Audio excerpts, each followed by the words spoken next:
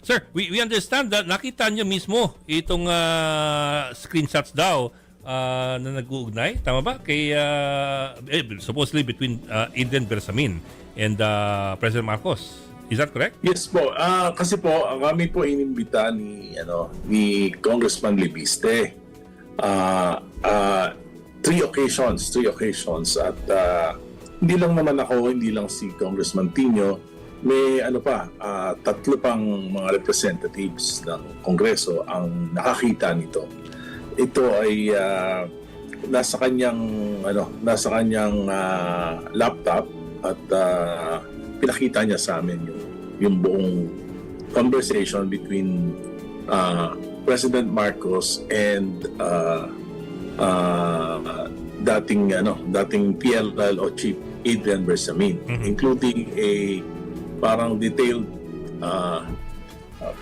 na kwenta ng gastos ng alyansa campaign noong 2025. So explicit po talaga yung messages, walang coding o mga secret jargon. May dalawang number, supposedly number ni President Marcos at number ni PLLO Chief Adrian Bersamin. Pero sir, these are screenshots or images. Parang parang talagang images.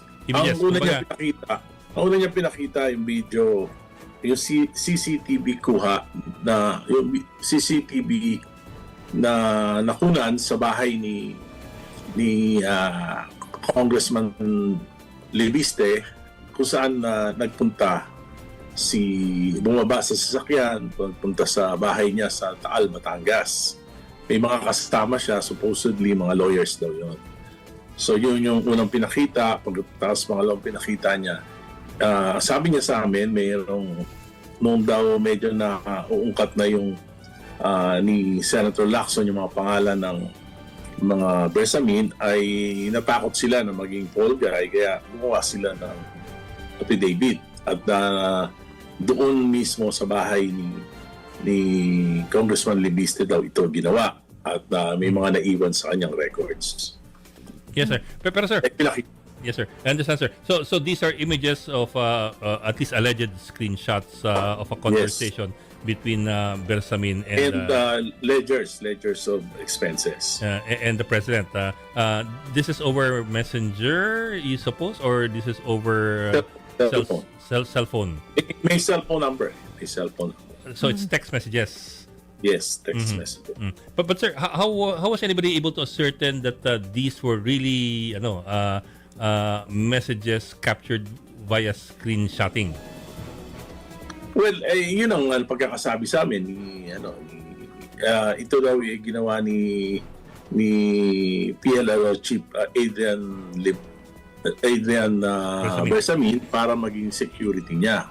At na kung siya ay gagawing wala naman, ibig sabihin nandun yung kwenta, kasi may allegedly merong mga nakuha mula sa kay Engineer Bernardo at sa customs at sa confidential funds ng Pangulo na ginamit sa alyansa campaign noong 2025.